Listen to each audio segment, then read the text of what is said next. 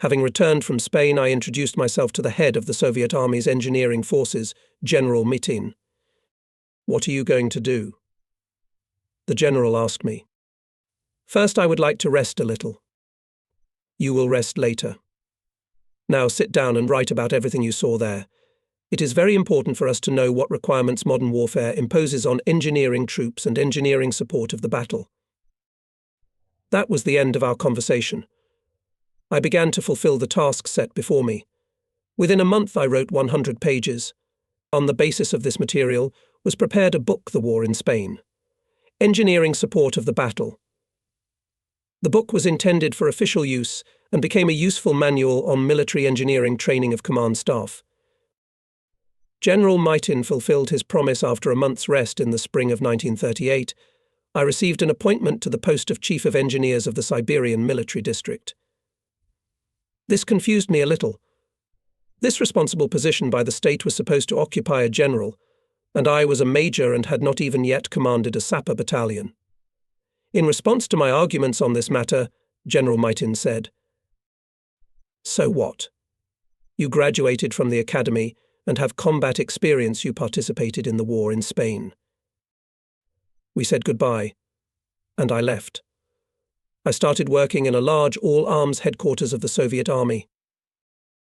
When I arrived at the place, the duties of the head of engineering troops temporarily performed by Captain Kalyagin. We knew him from the military engineering academy. We studied in the same group.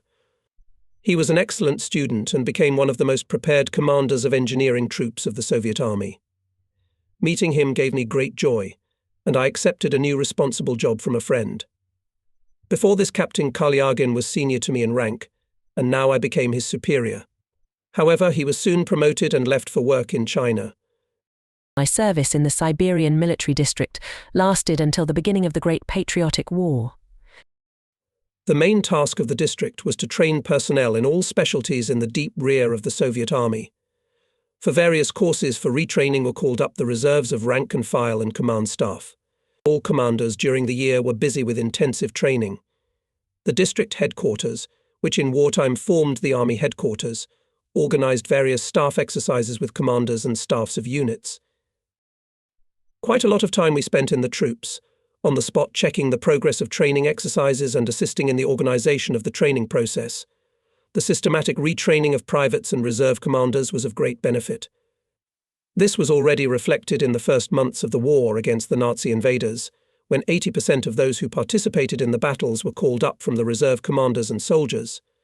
Those who took retraining courses very quickly mastered the combat situation. This was confirmed by the experience of our district, deployed at the beginning of the war in the 24th Army, which, despite unfavourable conditions, fought successfully against superior enemy forces in the area of Dorogobuzh and Yelnya in July-August 1941. The war caught me at the command and staff exercises which the headquarters of the district held near Barnaul, on both banks of the majestic Russian river Obi. The Siberian expanses spread wide before me. Somewhere in the distance flew flocks of belated birds. Where were they hurrying to in this ringing silence? We learned about the treacherous and sudden attack of Nazi Germany on the Soviet Union on the morning of June 22nd from the head of the exercise, the commander of the district, Lieutenant General S.A. Kalinin. He gathered us and reported that this morning Nazi Germany, without a declaration of war, suddenly attacked the Soviet Union, striking a huge blow. At 12 o'clock Moscow time, we listened in the area scientist V.M. Molotov's speech on the radio about the treacherous attack of Hitler's Germany. On the way to Novosibirsk, I noticed that in the villages we passed, the situation remained calm. In the city itself, where we arrived the next day in the morning, also reigned calm, only the streets and squares were more lively than usual. In some places women were talking in groups near houses. "Did you hear, Maria Ivanovna, that the Nazis bombed Minsk and Odessa? War." Another woman replied brokenly. In the evening of June 25th, a group of responsible officers were summoned to the office of the district commander. Among them were Major General Glinsky, the district chief of staff, Major General Mashinin, the commander of artillery, Major General Mashinin, Major General Sokolov, the Chief of Communications, Colonel Ivakin, the Commander of Armoured Forces, Lieutenant Colonel Saknu, the Chief of Operations, and me as the Chief of Engineers. District Commander Lieutenant General Kalinin announced. All those present here are part of the task force of the headquarters of the forming 24th Army, and tomorrow by airplane to Moscow, and from there to the front. We will prepare the enemy a second Borino. And, turning to me, ordered take as many of your engineers as possible while the army units arrive. There will be the most work on your specialty.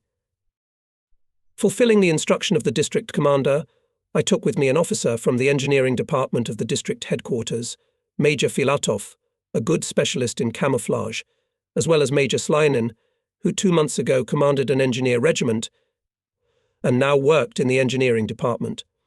Other officers specialists in engineering I no longer had the opportunity to take with me, because the sapper battalions back in March 1941 were sent to the western border to equip the border area. At 6 o'clock on the morning of June 26th, we all gathered at the airfield. There were no farewellers. With the families said goodbye quietly. Go, my dear, beat the furious enemy, and come back alive and well with victory. That was how mothers parted with their sons, wives with their husbands. Our wives and children saw us off with the same wishes. The airplane gained altitude and headed west. A majestic panorama of immense Siberian expanses opened under us. A thick carpet of coniferous and deciduous forests of Siberian taiga was soon replaced by the high Ural Mountains. Here we saw large factories of heavy industry of the Soviet country. Then the great Russian river Volga silvered below, and late in the evening we arrived in Moscow. On June 27th, Lieutenant General Kalinin and Major General Glinsky received from the General Staff of the Soviet Army the task for the task force it was to move to the area west of the city of Vyazma, and before the arrival of army units and formations to begin with the help of the local population to build a rear defensive line. After receiving the task in the General Staff, the commanders of the branches of troops had to appear in the appropriate departments to clarify the tasks by specialty. I went to the head of engineering troops, Lieutenant General Kotlyar. With Leonty Zakharovich Kotlyar we met back at the academy, where he taught and was the head of the course. Of medium height, with an oblong face and shrewd eyes, Kotlyar had a sharp mind and sometimes made jokes full of sarcasm. At this meeting there was no time for personal conversations, and by his appearance it was felt that Leonty Zakharovich very tired, as well as everyone with whom we met then in the General Staff in these few days since the beginning of the war. They had to do a tremendous amount of work. I briefly reported to the General the task received by the Army. "Are you clear about the task?" he asked. "Clear, but there are a few unknowns." "Such as what?" He approached me. First I began, "The labour we hope to get from the local population will not be enough. Secondly, where will we get the tools? And thirdly, the Army has no engineer sapper units. You know, Comrade General, that back in March all the engineer battalions from the district were sent to the western border for defence construction." Lieutenant General Kotlyar replied to all this as follows. "Regarding manpower, use the local population. Instructions on the party line and on the line of Soviet power to the districts have been given. The forces of the local population are really insufficient, but measures are being taken, and young people from Moscow higher educational institutions will be sent to you. Regarding tools, the local population should use their own instruments, and those who will arrive from Moscow and other cities will be supplied by us. At your request we will send you mines and barbed wire. The question of sapper battalions is more complicated. Your engineer units, as well as many others, participated in the first battles on the border. Their fate is unknown now. New ones are being formed. Later, if possible, we will give you 1 or 2 engineer sapper battalions. These are our real possibilities," the General finished and added, "Is it clear?" The situation was clear to me, but for some reason I got out quite a naive question. "What other instructions?" Such a familiar, friendly smile appeared on the General's face. "What other instructions? You graduated from the academy, you have combat experience in Spain, so act." And holding out his hand to me, he said goodbye. We received topographic maps, instructions about the upcoming work and transportation in the General Staff of the Soviet Army. Our small task force headquarters of the 24th Army early in the morning of June 29, 1941, arrived in the area west of the city of Vyazma. The troops covering the western direction fought fierce battles with a superior several times the enemy in areas west of the railroad Veliki Luki Viti Bebsk-Mogolav. The task before the task force was to organize and, with the help of the population, to build a rear defensive line with the front line running along the line Silizharovo, Olenino, the upper course of the Dnieper River, Dorogodozh and Yelnya. On this huge front, 250 kilometers wide, it was necessary to dig a continuous anti-tank ditch and prepare defensive positions, building wood and earth firing points, trenches and communication lines for the units and formations, which at that time were formed in Siberia, loaded into trains and moved to the front. 25 kilometers east of the first position was to build in the same way the second defensive line. The population of villages and towns, organized by the party, armed with picks and shovels, flocked to the construction of defensive lines. Young conscripts, women and girls worked. A few days later, reinforcements began to arrive from Moscow, Voronezh and other cities by automobiles and trains. Young conscripts, students of higher educational institutions, girls from towns and villages. They arrived in organized, large groups headed by engineers and construction technicians. Some groups represented entire construction organizations, such as the Moscow Water Supply and Sewerage Company. Teams from many other civilian organizations also arrived. By July 10th, more than 120,000 people were concentrated, distributed and worked at construction sites on the huge defensive line. Many of them were not familiar with construction, never engaged in heavy physical labor. It was necessary to dig an anti-tank ditch several hundred kilometers long, hundreds of kilometers of trenches and passages, and only for the preparation of 1 linear meter of the anti-tank ditch the builders had to remove 16 cubic meters of soil with double transfer. To fulfill this incredibly heavy task, people selflessly worked 10 to 12 hours a day. Enveloped by high patriotic impulse, everyone realized that they were defending the socialist motherland with their labor. In the first days, on the hands of girls formed bloody calluses, but even with bandaged hands they did not leave their workplaces. "Why don't you rest?" I asked. "We have not yet fulfilled the daily quota," they answered. "Where will the fighters stand when the fighting with the fascists starts here?" Every now and then enemy reconnaissance planes appeared in the sky. They photographed the defensive structures being erected and scattered leaflets praising the German army and grossly slandering the Soviet Union. Some of the leaflets contained vulgar taunts and threats against women. The builders destroyed the fascist libels with angry indignation and chiseled the hard earth with redoubled energy. However, fascist aviation was not limited to reconnaissance flights and scattering propaganda leaflets. On July 16, 1941, after the capture of Smolensk, fascist fighters began firing machine guns at the construction workers.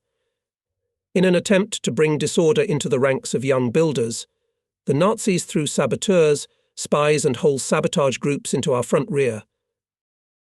However, Soviet young men and girls caught and exposed the saboteurs, and the heroic work on the construction of the defensive frontier continued. After July 15th, from distant Siberia began to arrive formations of our army. They immediately occupied the combat positions allotted to them. However, the enemy was also approaching. In the area of the railway line Yartsevo-Dukovshchina, 50 kilometers west of the defensive line under construction, the 19th and 20th Armies were already engaged in fierce fighting with the superior forces of the 3rd Tank Group of the enemy. South of the 3rd Panzer Group was the 4th German Panzer Group, in the direction of the town of Yelny against the left flank of our defensive line, which was gradually occupied by units of the 24th Army.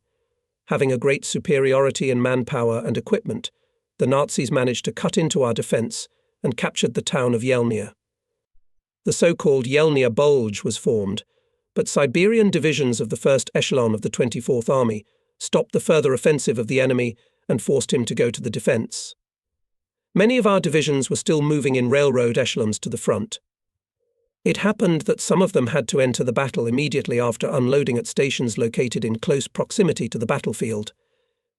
During the whole August, the army, gradually increasing its forces, fought heavy defensive battles, constantly counterattacking the enemy, and by the end of the month, having made 2 flank counterattacks, defeated the Germans and on September 6th liberated the city of Yelnya.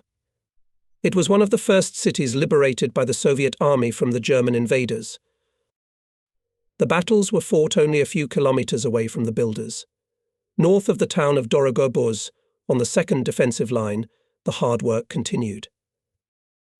In the first days of October, the enemy concentrated large forces and launched a general attack on Moscow. The builders were ordered to withdraw to the east. They withdrew in an organized manner and, using the experience of defensive construction, actively involved in the construction of defensive positions around Moscow. Many girls from the construction teams voluntarily remained in the ranks of the active army. Having finished various military courses, they became orderlies, nurses, telephonists, telegraphers, and regulators. They could be met later on all fronts. Collective farmers and workers from Smolensk and Moscow region, students of Moscow and Voronezh universities honorably fulfilled their duty to the motherland. With their heroic labor, they helped the Soviet army to stop the attack of Hitler's hordes on Moscow. In fierce defensive battles, on the outskirts of Moscow, the Soviet troops exhausted the selected German fascist units and formations. At the same time, the Soviet command was concentrating reserves and preparing the defeat of the shock grouping of German fascist troops aimed at Moscow.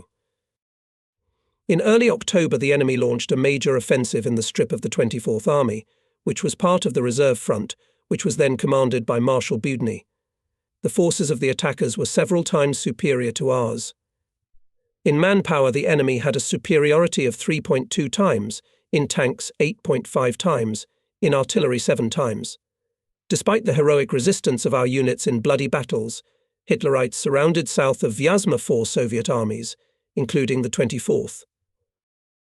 The ring of encirclement turned out to be large, and we learned about it from the received order for an organized withdrawal from the encirclement. Our small group included Lieutenant Colonel Kolchenko, Chief of Intelligence of the Army Headquarters, Captain Kolchigin, an officer from the Artillery Headquarters, Captain Sokolov, and several fighters. We destroyed all the secret materials, and after a brief meeting decided to move eastward to join our own. The Germans, advancing in large tank and mechanized groups on Moscow, moved mainly along the main roads. They did not occupy vast tracts of forest on the far and near approaches to Moscow, and did not draw their troops into battles to capture numerous small settlements. Their main goal was to encircle the Soviet capital and seize it with a lightning strike from the northwest and southeast. Later we learned that the units and formations of our army, being surrounded, fought in an organized manner, despite heavy losses, did not drop their honor. Having left the encirclement, they joined the troops defending near Moscow. Our group increased due to the fighters joining it, then decreased after the battles with the enemy, which we fought, making our way to the front line.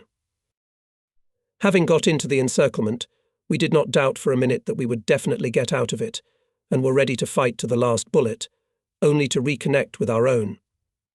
We had a difficult and dangerous breakthrough ahead of us, but we were encouraged by the knowledge that, despite the temporary successes of the enemy, we still beat him. On the first evening in the encirclement, a general unknown to me took command of the group. From all the assembled fighters and commanders, he organized a detachment of about 35 men. Before us and other groups in the area, the general set the task to fight our way to the east. All of us had personal weapons. In addition to a TT pistol, I had a Spägen assault rifle.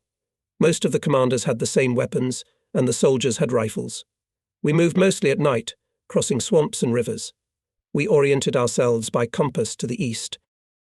The composition of our group was not constant, and the soldiers had only light weapons, so we could not engage the enemy in open combat. The situation forced us to search for weakly defended places of the enemy and strike him with sudden actions. Such places, as a rule, turned out to be his supply and rear units, separate reconnaissance groups.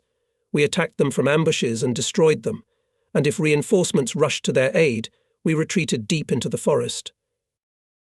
For the day we put out a combat guard, so that even when the group was resting, it was in constant readiness for action, and if the enemy appeared, it could always organize an ambush. We adhered to the rule not to get into combat with superior enemy forces, except when he himself would discover us and force us to fight.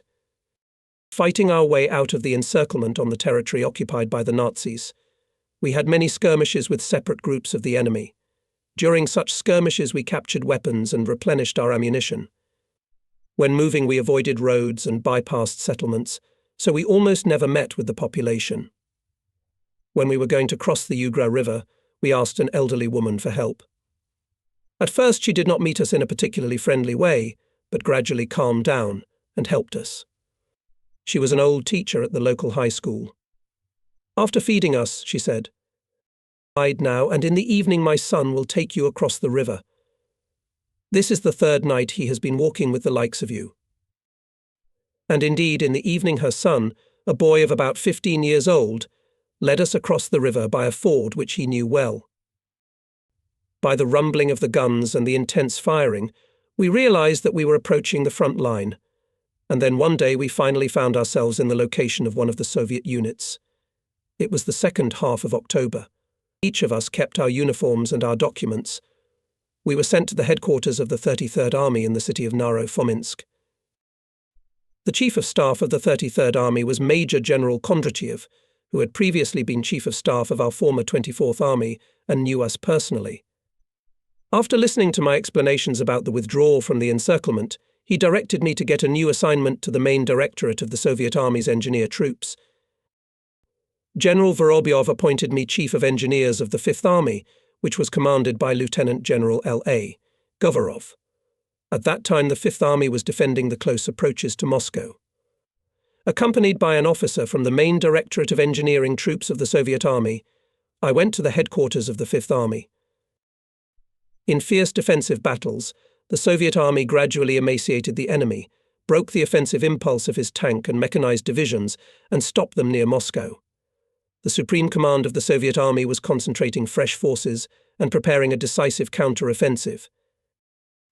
The Soviet Army counter-offensive near Moscow began in the first days of December 1941 and soon developed into a general offensive along the entire front. Hitler's generals considered the Russian winter as one of the main reasons for their defeat near Moscow. The winter of 1941 was indeed very harsh, but the frost was the same for everyone. The Nazis were even in a more favorable position. Their defensive positions were mainly along the settlements. In villages, the occupants adapted almost every house for circular defense. In the open areas between villages, the Germans also equipped positions trenches with high bunkers made of water and icy snow, heated dugouts and shelters. Placed in this way, they fiercely defended. For the engineering support of the counter-offensive near Moscow, the Supreme High Command of the Soviet Army created an entire sapper army. Engineer sapper units and subdivisions showed wonders of combat and labor heroism. They laid columns in the snow 1.5 meters deep for the advance of infantry, tanks and other types of troops, carried out mining and demining, built barriers. And the frost reached 35 degrees. The Soviet units were advancing on the open field, advancing with great difficulty in deep snow. The Germans, seeking to delay the infantry, set a lot of anti-personnel mines and surprise mines, which exploded at the slightest touch. However, despite the dense enemy fire, the Soviet fighters heroically went forward, breaking through one after another line of enemy defenses. Hitlerites were forced to leave their landscaped positions, but retreating, they left behind them a zone of total destruction. For this purpose they formed special teams, which were the last to leave the settlements, turning them into ruins. True, often our troops were advancing so rapidly that Hitlerites did not have time to do their black deeds. I remember we were standing southeast of Mushaisk. The fire of several enemy bunkers, equipped in a large clearing in the forest, delayed the advance of one regiment of the 50th Infantry Division. This division was commanded by Major General Liberating. We knew him from his service in the Siberian military district. In the city of Akinsk he commanded then the 94th Rifle Division, which later crushed the German troops near Moscow. Together with General Liberating, we hurried to the observation post of the regiment commander, located at the edge of the forest 1/2 kilometer from the enemy bunkers. To the right and left of us in the snow lay in preparation for the attack the men of the regiment. On the order of General Lebedenko, on the edge of the forest, pulled up guns, which opened fire, direct fire. A few shots and pieces of broken logs flew from the bunkers in different directions. A few more hits, and the enemy firing points were silenced. The regiment rose to the attack and broke into the positions of the defending enemy. Thus, deep snow and 35-degree frost did not prevent the Soviet fighters to defeat Hitlerites in hand-to-hand combat. By the end of the counter-offensive near Moscow, the depth of advance of our troops was not uniform, and the frontier occupied by the army was a zigzag line. In the area of the village of Vasilki, west of Moshaisk, part of the Soviet divisions deeply cut into the enemy's defense. Neighboring units on the left and right fell far behind. Both sides fought hard, striving to equalize the front line. The enemy wanted to cut off and surround our grouping, wedged into his defense. To this end, he conducted several counterattacks on the flanks and managed to significantly narrow the passage to our semi-enveloped units.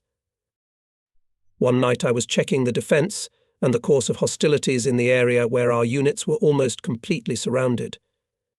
Having got to the command post of one of the regiments, I unexpectedly met here my comrade Officer Sokolov, together with whom in October 1941 we were surrounded near the town of Vyazma and then fought our way to our own. He told me in detail about the heroic events of the past day.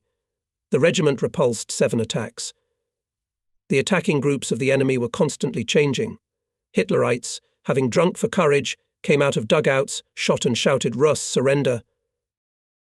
But my guys gave them a good beating. Sokolov told me. There, in front of the trenches, piles of fascist corpses. My guys are good, they fight well, but not enough of them. The regiment had not received any replenishment or hot food for a long time, and we were running out of ammunition. Supply became difficult, especially after the Nazis narrowed the corridor and began to shoot it with machine gun fire. The Army Command could not tolerate this situation, in which our 2 divisions found themselves, and was preparing an operation to equalize the front. Army Commander Lieutenant General Govorov personally visited the compounds, visited the forward observation posts, studied the course of hostilities, looking for weaknesses in the enemy's defense. He paid special attention to reconnaissance. From me as a deputy for engineering troops, required accurate data on the state and nature of enemy defenses, the presence of pillboxes, bunkers, mines and other obstacles.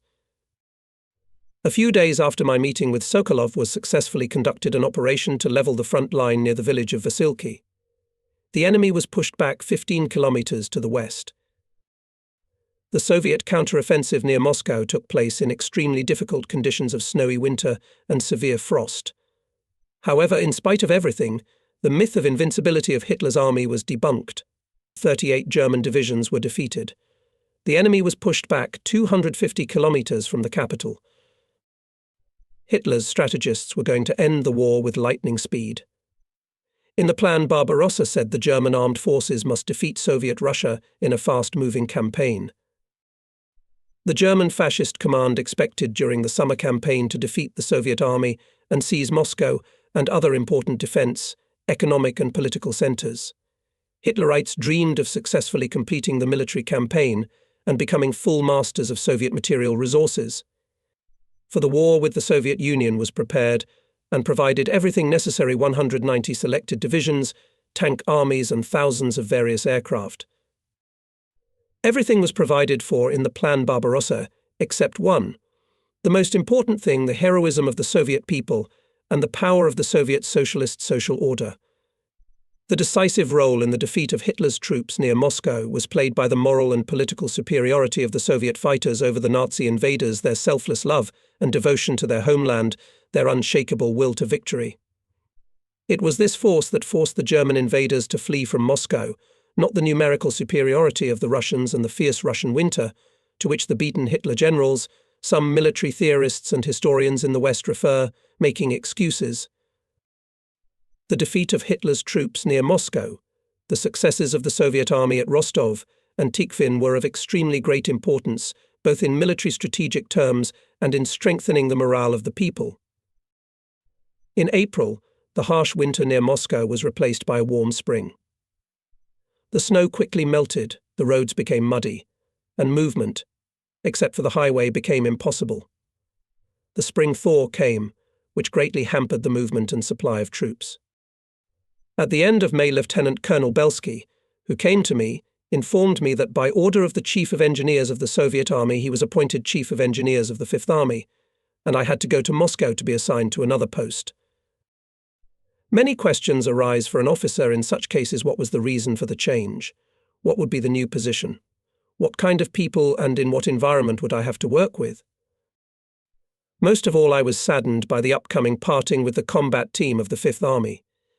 I was connected with these people for 180 days and nights of the most difficult combat situation. Wonderful people. To this day, I remember the commanders and fighters of a large friendly team of the army. Especially deep trace in my soul left the commander of the army, Lieutenant General Leonid Alexandrovich Govorov. The first meeting with Leonid Alexandrovich I had in early December 1941 at the Army Command Post, located northwest of the station Kubinka, 63 kilometers west of Moscow. I introduced myself and reported that I was assigned to him as deputy for engineering troops. "Very well," he said. "Now go to the headquarters and familiarize yourself with the situation. Choose a time and study the engineering situation, the tasks facing your subordinate units, and their location. You are free to go. In the evening, if the need arises, I will call you." In the evening, he really invited me. The commander's office was in a large room of a wooden house. "Comrade Colonel," he turned to me, "tomorrow we will attack and take the city of Ruza. It is necessary to organize and ensure the crossing of tanks across the Moscow and Ruza rivers this very night. Prepare the crossing of tanks tomorrow by 6 o'clock in the morning." "Comrade General, today on my way to you, I read in the newspapers that Ruza was taken yesterday," I said in surprise. "Ah, those journalists. They took it yesterday, and we will have to take it tomorrow morning." "Understand?" By the somewhat irritated tone with which Govorov answered me, I realized that he was angry not only at the journalists, but also at the fact that I asked a question that indicated a lack of understanding of the seriousness of the task. "I was aware that the army has few tanks, that in tomorrow's offensive operation will be only 6. I replied to the commander that the task is clear and that all measures will be taken to fulfill it exactly in the specified time. Leaving the commander and plunged into the darkness of night, I decided not to waste time and immediately began to fulfill the task. Technically, the task of crossing the tanks across the river was quite simple. The rivers in the Moscow region in January were covered with a thick layer of ice on which troop vehicles, trucks, wagons, and even artillery could pass freely. However, the ice could not withstand the weight of the T-34 tank, and it had to be reinforced. 2 sapper companies, with the help of logs, branches, and straw, quickly strengthened the ice. The next day, the operation began exactly at the appointed time. The howling was successful. The city of Ruza was liberated. The invaders suffered heavy losses. When the operation was being prepared to level the front edge of the defense in the area of the village of Village, the army commander gathered at his command post division commanders. Here were present and the chiefs of the branches of troops. Govorov had visited all divisions the day before and gave the necessary instructions on the spot. At the meeting, the commanders reported on the readiness of divisions to fulfill the task. However, conducted the next day's operation ended in failure. In this regard, the same evening, all participants of the previous meeting again gathered at the command post. The commander of the 50th Infantry Division, General Liberating, analyzing the reasons for the failure, said that the enemy positions are strongly fortified, that the Nazis built pillboxes and bunkers, stretched 2 or 3 rows of wire fences, mined the fields. Approximately the same thing said the commanders of other divisions. Then the army commander gave me the floor. I reported in detail on what is the enemy's defense. I confirmed the conclusions of the division commanders that the enemy defense is really well prepared for winter conditions, emphasized that the enemy trenches in full profile made of tamped snow. As for the long-term fire points, I stated that the enemy could not have created them in the time he had at his disposal. Did you hear that? There are no pillboxes. Govorov supported me. Then the commander, having listened to everyone, gave brief orders on the organization of interaction and finally said, In the morning, the task must be accomplished. The next day, the operation was successful, and the front line in the area of the village of Vasilki was levelled. Having warmly said goodbye to the staff of the army headquarters and commanders of engineering units, I left for Moscow. Colonel General M.P. Vorobov, the head of the Soviet Army Engineering Forces, having listened to my report on the consolidation of the army on the achieved line, familiarized me with the general situation and the tasks of the engineering forces.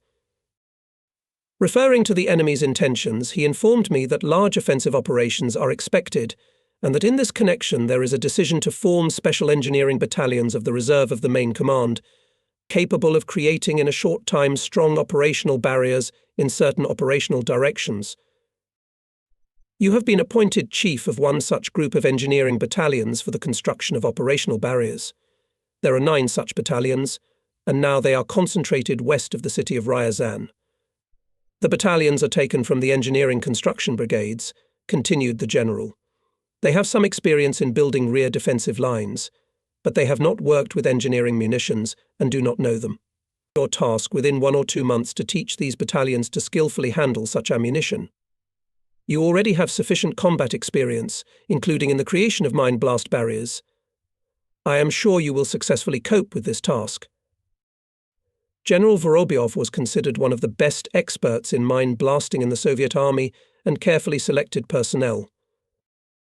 In the battalions mentioned above, few officers and sergeants knew the mine explosive business, and those who practically worked with these munitions, there were even fewer.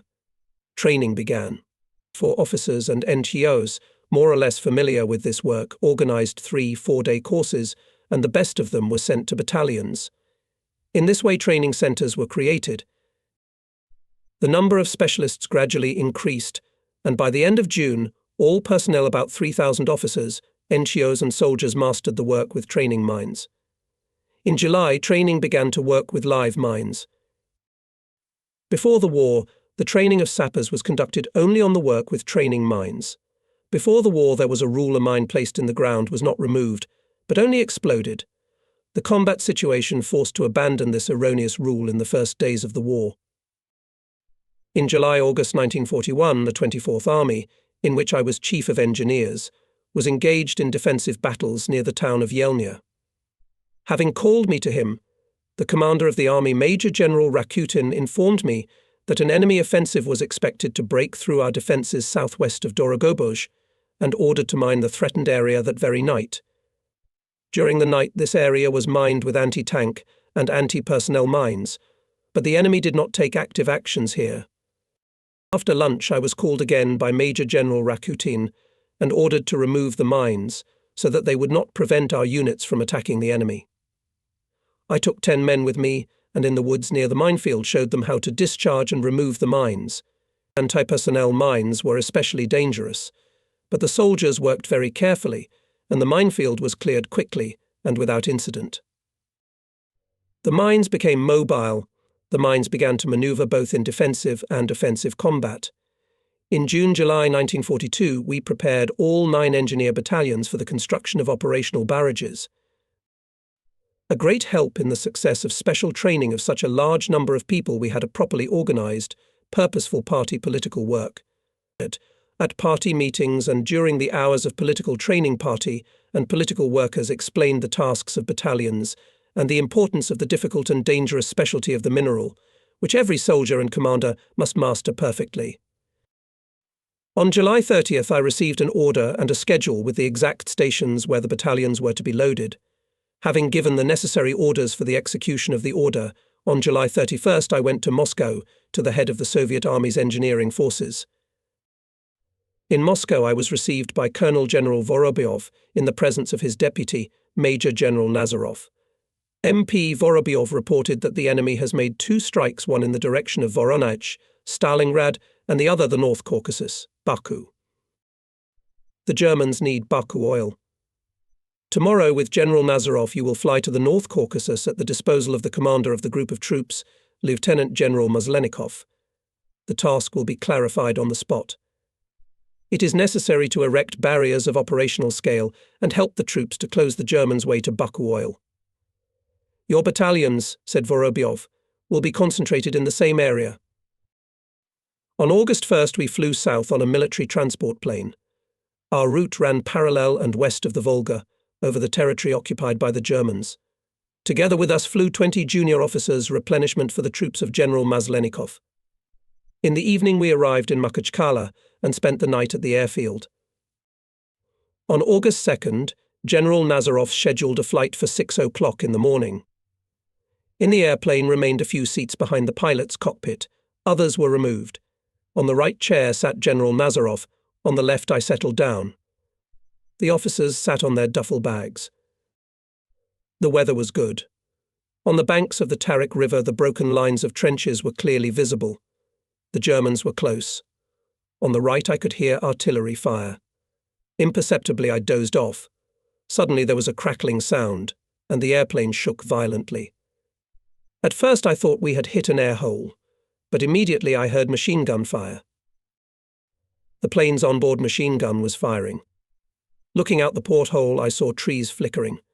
Someone shouted burn. Many of the officers were wounded. I tried to get up, but felt a sharp pain in my left leg. The general could not get up either, pointing to my right arm and leg. The airplane made an emergency landing on a high mountain. There were trees growing all around.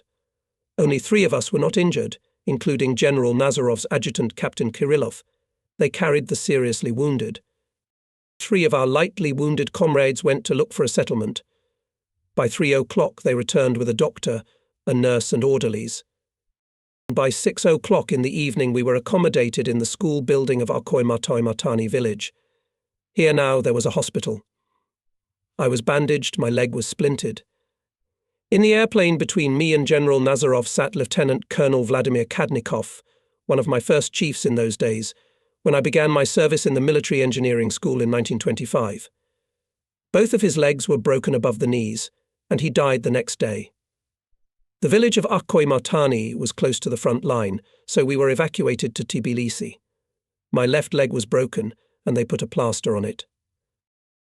A few days later we were sent to Tashkent. At that time the capital of Soviet Georgia was declared a frontline city, and it was impossible to stay there, as we were to undergo a long treatment. We learned from the newspapers that fierce battles were taking place on the outskirts of the Volga River and in the North Caucasus. I was constantly worried about the thought, where are our battalions now? Who will meet them and set combat tasks? General Nazarov and I were supposed to organize their work, but instead we both ended up in the hospital. According to doctors' conclusions, the treatment could last a month, or even 2. Konstantin Stepanovich's condition was more severe, and he was to receive a longer treatment. I asked the attending doctor to send me to Novosibirsk, where my family lived. He was sympathetic to this request, but warned that he could do it only when I learned to walk with crutches. And so the day came when I, accompanied by a nurse, leaned on crutches and boarded the train Tashkent-Novosibirsk. On September 20th in the morning I got out of the car at the Novosibirsk station. However, I searched in vain for the face of my wife, to whom I had sent a telegram from Tashkent. The telegram came only on the 2nd day after my arrival. 15 months ago I left Novosibirsk for the front with 2 suitcases of uniforms and officers' mobilization reserve. The suitcases, together with the commander's car and many other military possessions, had been burned down the previous year, somewhere near Vyazma. Now all my belongings were placed in a soldier's duffel bag, which the nurse carefully adjusted on my back. We said goodbye to her. Here is Sovetskaya Street. With great difficulty I climbed the narrow stairs to the 4th floor. I rang the bell. My wife opened the door. Surprised and delighted, she threw herself on my neck, but then, pulling away, looked sadly at my crutches. With eyes full of tears I looked at her thin figure. How different she was from Maria Timofeevna, with whom we parted 15 months ago on the same playground. Silently we stood against each other and did not dare to break the silence. And yet we were happy. After so many trials we had met again. My wife opened one of the rooms and with quiet joy showed me a whole heap of freshly dug large potatoes, which she herself had grown on a plot in the field allocated to her by the household staff of the district headquarters. My leg was healing quickly, and soon I began to tread carefully on it. In a few days I discarded one crutch and walked, gradually increasing the load on the wounded leg. In early November, I was appointed head of the courses of improvement of the command staff of the engineering troops in Kostroma. The more confidently I stepped on the wounded leg, the stronger grew in me the desire to return to the front as soon as possible. Several times through the officers from the engineering department who came to check on me, I sent reports to the chief of the engineering troops with a request to send me to the front, assuring that I had finally recovered. In the first days of June 1943, I was summoned by the Chief of Engineers, General Govorov. I came to him without a stick, although according to the doctor's instructions I should have been propped up. Having familiarized himself with the state of my health and taking into account my desire to return to the front, General Govorov soon informed me that I was appointed commander of the 12th Assault Engineer Sapper Brigade of the RGK. This type of engineer formations was created for the first time. Their organization was caused by the requirements of the new situation at the front. Now the Germans were not advancing but defending along the entire front and therefore used mines and other obstacles on a large scale. New compounds had to be able to quickly clear minefields set by the enemy and us, set new ones, and solve other specific tasks. If you are already healthy and want to be at the front again, go to the personnel department to Colonel Pizarov. He will formalize your appointment, General Govorov told me. The next day I went to the city of Voskresensk, having been appointed commander of the 12th Assault Engineer Brigade. From November 1942 to January 1943, the Soviet troops in fierce battles on the banks of the Volga surrounded, and on February 2nd eliminated a large strategic grouping of the enemy, the 6th Army of Field Marshal Paulus. After the victory at Stalingrad, the Soviet army launched an offensive along the entire front from Leningrad to the Caucasus. As a result of this victorious offensive, the Soviet troops in some areas threw back the enemy by 600 to 700 kilometers. This made it possible to put into operation many important lines of communication linking the central part of the country with the southern part, which facilitated the maneuvering of troops and was of great economic importance. After the fierce battles and the victorious offensive of the Soviet army in the winter of 1942–43, there was a lull on the front. Both sides were preparing for the spring-summer campaign. The Soviet command, relying on the rapidly growing production of military equipment and its arrival to the troops, as well as based on the conditions of combat operations, reorganized the units, formations and units of the Soviet army. The infantry moved to a corps organization. Large artillery formations of the reserve of the main command, including artillery corps of breakthrough, were created. New tank units, formations and armies with high maneuverability and great striking power were formed. In the spring and summer of 1943, after the defeat of the Germans at Stalingrad and Kursk Bulge, the Soviet troops took the strategic initiative into their own hands. The Soviet country faced a new world historical task to clear its territory of invaders and help the European peoples to free themselves from fascist enslavement. This could be accomplished only through decisive offensive combat operations, for the conduct of which the Soviet army had the necessary combat experience and material and technical equipment. Offensive combat operations required new ways of using the various branches of the army, and these changes were made. The so-called artillery offensive or fire rampart, when the offensive of motorized rifle and tank formations and units was supported by continuous artillery fire, conducted from successive firing positions directly behind the infantry fighting order. In this way, the artillery suppressed and destroyed newly revived in the course of the battle fire points, prevented the enemy counterattack, and ensured a high rate of advance. Improvements in the methods of conducting offensive combat operations, as well as changes made in the organization of the Soviet army, testified to the creative approach to the methods of warfare at that time. The result of this approach was the decision of the Supreme High Command to create and use in combat the Assault Engineer Sapper Brigades of the RGK.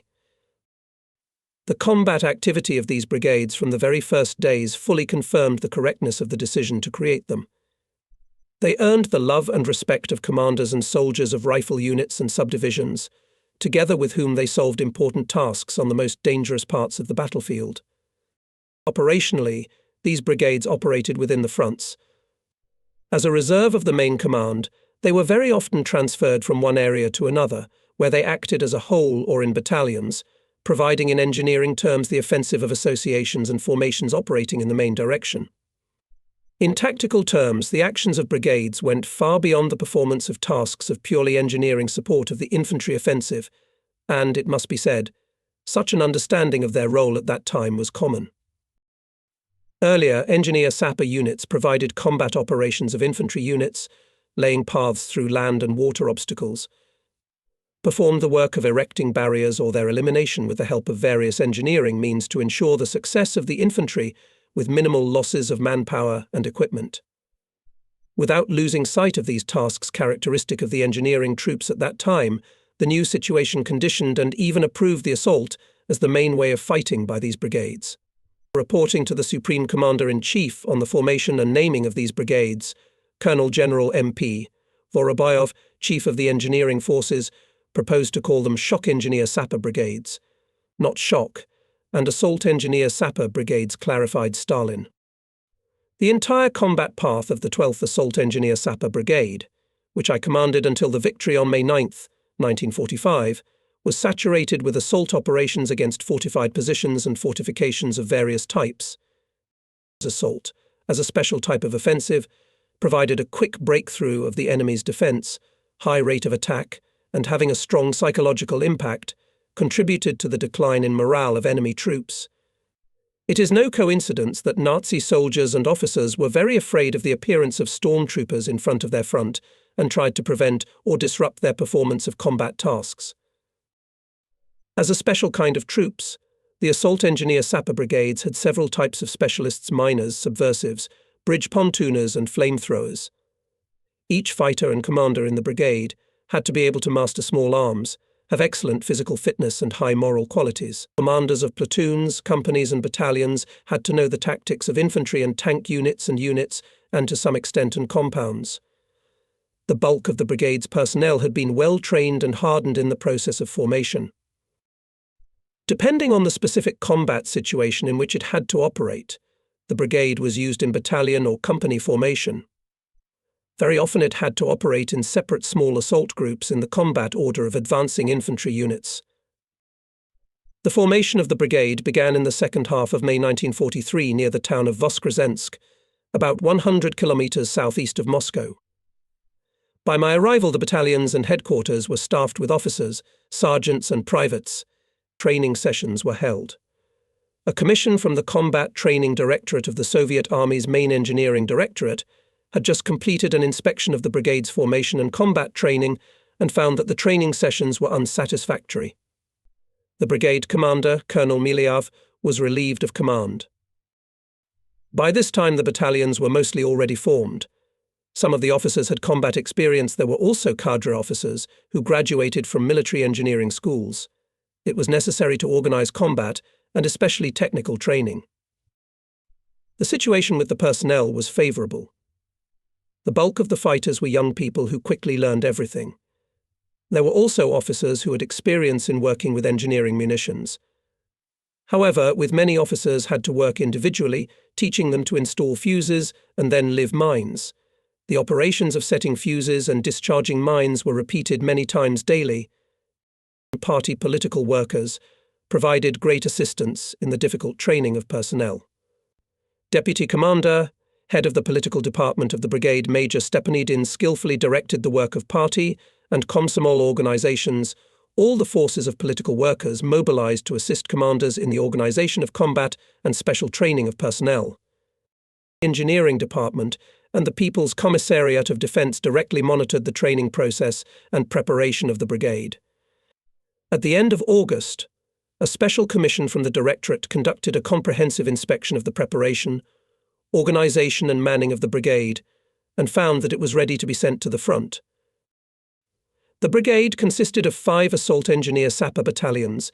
The 6th, the flamethrower battalion, was armed with backpack flamethrowers. In addition, there was a separate company with sniffer dogs, which were used to search for mines. On September 7th to 10th, 1943, the brigade loaded into echelons and went south to Donbass. By September 20th, it was concentrated southwest of Donetsk and was placed at the disposal of the commander of the Southern Front, Colonel General F.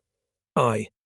Tolbukin, By this time, the troops of the Southern Front had completed the liberation of Donbass, on the left flank, came to the Molochnaya River, and in cooperation with other fronts, were preparing to storm the so-called eastern rampart of the Germans.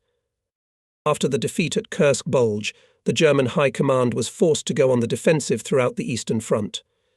As early summer, the Germans began building numerous defensive lines in depth, using large rivers as natural obstacles. The most important of these was the Eastern Rampart. This strategic defensive line ran along the Narva River, through Pskov, Vitebsk, Orsha along the Sozh River, the middle course of the Dnieper, along the Molochnaya River, and ended on the shore of the Sea of Azov. The troops of the Southern Front had the task to break through the well-organized and heavily fortified enemy defenses on the Molochnaya River to liberate northern Tavria and to reach the lower reaches of the Dnieper. By order of the front commander on September 24th, the brigade was transferred to the operational subordination of the 44th Army of General V. A. Khomenko. The army was advancing on the right flank of the front, 40 kilometers south of the city of Zaporozhye, where the front troops were delivering the main blow. On September 24th and 25, the last preparations were completed. The units occupied the initial areas for the offensive. Assault battalions, attached to the rifle divisions, disarmed mine blast barriers, scouted enemy minefields and made passes in them. Officers of the brigade headquarters and battalions organized interaction with infantrymen, tankers and artillerymen. In the rifle regiments and battalions formed reconnaissance groups, sacking groups, assault groups, including infantry, a squad of sappers, including 1 or 2 flamethrowers, 1 anti-tank gun, and in some cases a tank. During the night of September 26th, sappers defused mines and made passages in anti-tank minefields. In the morning of September 26th, after a strong artillery and air preparation, troops went on the attack to storm heavily fortified enemy positions and broke through his defences. Both at the breakthrough of the first and second defensive strips unfolded intense fighting. The Germans tried at any cost to hold the last line, covering the Crimea and their Crimean grouping. Wonders of heroism showed sappers as when breaking through the front line and when fighting deep in the enemy's defence. Acting as part of assault groups, they skillfully approached the firing points with flamethrowers, blinded the embrasures of bunkers and destroyed enemy fortifications with bundles of grenades. Before the offensive units of the 44th Army received replenishment. True, the replenishment came from newly liberated areas and did not have combat experience and appropriate military training. The unit, in which such fighters were the majority, could not withstand the counterattack of the enemy. To their rescue came units from the 56th Assault Engineer Battalion, headed by Lieutenant Antonina Korkina, who blocked the enemy's way. Obeying the will of the lieutenant, the soldiers repulsed the enemy counterattack. Soldiers and commanders of the brigade, with honour, withstood the first battle, showing mass heroism. For their bravery during the offensive in the 44th Army Strip, 177 soldiers and commanders of the brigade were awarded government decorations. Not yet finished fighting on the right flank of the front, and the brigade was ordered by the commander to relocate to the area of Melitopol. On the night of October 15th, the brigade units were withdrawn from the combat order of the 44th Army and concentrated in the area of the villages of Tiefenbrunn, Sladkaya Valka and Maly Tokmak. In this area they loaded on cars and moved southward in a column of battalions towards Melitopol. The march was normal. The road was a profiled highway, but without hard surface. In dry time the movement on such a road was easy, but when it rained the roadway became muddy, which immediately hampered the movement. And it happened that when the first columns were approaching the city, it rained. The cars began to slip and stop. Forward movement was not only stalled, but for some columns it became impossible. At one intersection 2 columns met, and the movement came to a complete halt. The city was close, but the houses were not yet visible, because they were covered by high rises. Artillery firing could be heard very close by, and numerous clouds of smoke from shell bursts were rising into the sky above the city. Suddenly I heard a voice behind me. "Who is the commander of this unit?" I turned around. A tall, slender colonel was walking towards me, and 10 meters away there was a car in which a large, full man with eyes swollen from insomnia was sitting next to the driver. It was Colonel General F.I. Tolbukin. "Comrade General," I reported, "the 12th Assault Engineer Brigade is on the march to the city of Melitopol. The brigade commander is Colonel Pavlov. Hurry up, Comrade Colonel. There is heavy fighting in the city. The situation is tense. Your help is very much needed there now," said General Tolbukin. "We are in a hurry, Comrade General, but the vehicles have failed." General Tolbukin called a senior officer of the Motor Transport Service. The conversation with him was short. "Immediately continue the movement." "On the fulfillment of the task report to the front headquarters," said the commander, and left. The chauffeurs took out chains and began to put them on the rear wheels. By this time the rain had stopped. Soon the columns continued to move. It was getting evening. Having overtaken the columns, I went to the northeastern outskirts of the city. Here I met with the head of engineering troops of the 51st Army, Colonel Vasilchikov, who had already drawn up a plan for the distribution of assault units to divisions. With him were also officers from the respective divisions, who were to receive and conduct the sappers to their destination. Assault battalions arrived gradually. This gave Colonel Vasilchikov the opportunity to briefly familiarize the commanders with the situation, and I to give them combat tasks. Having distributed the battalions in places, Colonel Vasilchikov and I went to the Army Command Post. We went to the commander of the 51st Army, General G. Kreiser, one of the first military leaders who in 1941 received the title of Hero of the Soviet Union. He was a tall, large, broad-shouldered man with thick black hair, black eyes, and a broad, swarthy face. I reported that the 12th Assault Engineer Brigade had arrived at his disposal. "I know. General Tolbukin, the front commander, was here. He praised your brigade for its actions in the battles on the right flank of the front," said General Kreiser. Then he familiarized me with the situation and the nature of the battle in the city. The city of Melitopol is a district center of the Zaporozhye region of the Ukrainian SSR. Before the war, it had 75.5 thousand people. Industry began to develop rapidly after the October Revolution. Taking into account the important economic and above all military strategic importance of Melitopol, the enemy turned it into one of the strongest strongholds of its defense on the southern section of the eastern shaft.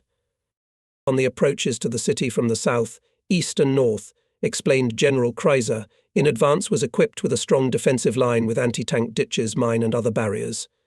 All this we have overcome. Now we are fighting inside the city, which is also heavily fortified. The occupants have adapted and strengthened all the buildings convenient for defense. On squares, intersections and squares dug tanks. From the tanks and firing points located in the buildings, the enemy crossfires all squares and streets. He has new powerful tanks Tiger and Panther. It is very difficult for our anti-tank artillery to fight these tanks in the conditions of the city. I think your sappers can and should help us, General Kreiser finished. Brief, intelligent, business-like instructions of the Army commander helped me to quickly orient myself in the situation.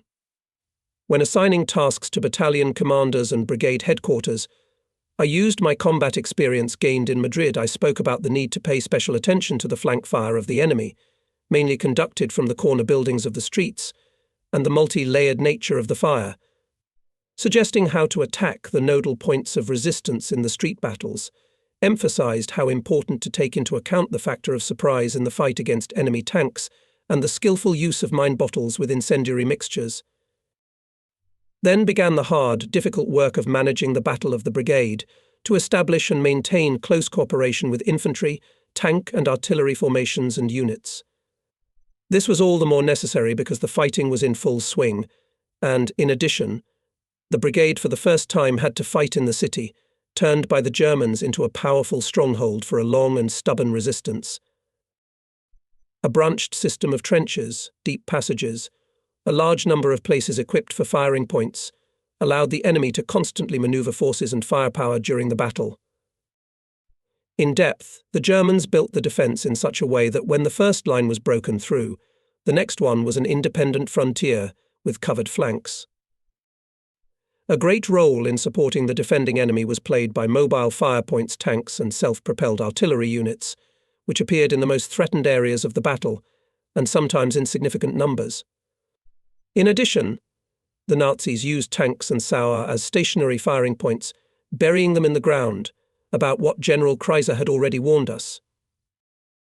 Elimination of Melitopol resistance node would have destroyed the entire German defence from the Dnieper to the Sea of Azov, as after this boundary south of the Dnieper stretched a flat terrain on which the enemy would have nowhere to get a grip. In this sense, the mastery of the fortress city of Melitopol was of great importance for the defeat of the southern group of the Germans. The fighting to liberate Melitopol continued from October 16th to October 23rd. Battalions of the brigade, acting in the fighting order of 4 motorized rifle divisions, showed excellent training, ingenuity, agility. The personnel of the brigade showed massive heroism and honorably fulfilled all combat tasks. Fighting in the city of Melitopol, as street fighting in general said in a report of the brigade headquarters, broke up into a series of fighting small groups. The sappers attackers were included in all these groups, and by their excellent preparation, training, the fearlessness and resourcefulness maintained high morale and spirits among the rest of the fighters. The actions of sappers attackers caused general admiration. All army commanders asked the same question: where do you get such people? Panzerniki sappers were nicknamed because they first wore special breast shields made of sheet steel to protect the chest and abdomen from bullets and shrapnel during combat. We used these shields in the first battles for Zaporozhye and Melitopol, but soon enough we were convinced of their weak effectiveness and stopped wearing them. In addition, the shells slowed down the movement of fighters, hindered maneuverability, did not allow to make swift strikes at the decisive moment of the battle. After the first battles they disappeared irretrievably, only the nickname remained. For the defence of the city, the German command allocated large groups of tanks, Tiger and Panther, and self-propelled units. They travelled around the city and strong fire hampered the advance of our units. The enemy tanks, with the support of machine gunners, carried out frequent surprise counterattacks on our flanks, trying to encircle and destroy our units wedged into the enemy defence. To immediately cover the flanks of such units required high efficiency in setting minefields. The success of the battle depended on how quickly the anti-tank defence was created, that is, installed anti-tank minefields. Mines were on a strict account, they were in short supply, and the available ones had to be used with maximum effect. This led to multiple movements during the day anti-tank mines from one place to another. For example, from October 16th to October 22nd, the average turnover for each mine was at least 5 times. Quick manoeuvring during the installation of minefields in the battles for Melitopol allowed a small number of mines to create tangible obstacles to enemy tank attacks. Mine barriers were quickly placed and quickly removed for the passage of our equipment and troops, as well as quickly moved to a new place in accordance with the requirements of the situation. The enemy had the impression that the whole city was completely mined. Such operational mining disoriented the enemy and constrained his actions. A small number of groups for mines and mine clearance allowed to carry out this difficult and dangerous work secretly. The use of mobile groups of miners, tank hunters in street battles gave extremely valuable results. Anti-tank mines became an active means of offensive combat. Advancing in the infantry fighting order in close cooperation with artillery and tanks, sappers helped to capture fortified points and quarters of the city with minimal losses of manpower and military equipment. On October 19th, a threatening situation was created on the offensive site of the 550th Regiment of the 126th Gorlovka Rifle Division of Major General Kazartsev. A group of enemy tanks with a flank attack cut off the regiment headquarters and 1 battalion. Not far from this place was an assault group of mobile mines. In its composition was Sergeant Nikolai Fedorovich Sosin. Disregarding the danger, he stealthily headed towards the 4 German Tigers moving along the street. At the moment when the tank stopped for a shot, Sosin put a mine under its track. Thus Sergeant Sosin blew up 2 tanks and destroyed their crews. 2 other tanks were blown up when they hit a minefield. Thanks to the heroic feat of Sergeant Sosin, the danger of encirclement of the regiment headquarters was eliminated. For courage and heroism in the fight against the German invaders, Sergeant Sosin NF was awarded the title of Hero of the Soviet Union. The sappers also performed a feat in the offensive line of the 315th Infantry Division of Major General Kuropatenko, when 4 German tanks buried in the ground stopped the regiment's advance on the left flank by crossfire. A special assault group was formed to eliminate the enemy tanks, which tried to destroy them on the night of October 18th. However, it did not succeed, because the Nazis, who were in the nearest buildings, well guarded the tanks. On October 19th, at about 11 o'clock in the morning, soldiers sappers Bykulov and Sokolov, covered by the fire of comrades from the assault group, took a bunch of grenades and 1 anti-tank grenade, crawled stealthily to the tanks and managed to blow them up. An exceptionally difficult task was accomplished. Sokolov, penetrated by enemy bullets, fell to the death of a hero. Heavily wounded Company Commander Bykulov was carried from the battlefield by comrades. Sappers Rishikov and Konko destroyed crews of enemy tanks by machine gun fire. The title of Hero of the Soviet Union was also awarded to the commander of the 60th Assault Engineer Sapper Battalion, Captain Lazar Iosifovich Serpa. In his award list, it is written Captain Serpa's assault battalion in the battles for Melitopol showed examples of heroism and ability to fight. With minimal losses, Sapper's assault battalion of Captain Serpa, accompanying the infantry fighting order, in the battles for the city of Melitopol destroyed 12 fire points, stormed 2 fortified buildings, and destroyed their fascist garrisons, blew up 12 German tanks on mines, including 6 tanks Tiger.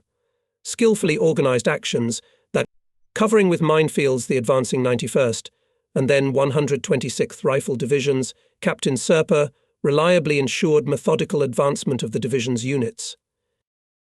So fought soldiers and other sapper battalions of the brigade, organized in reconnaissance, assault groups and groups of mobile mines, in close cooperation with the infantry and other branches of the army. The sappers helped the advancing units and formations to seize the city quarters.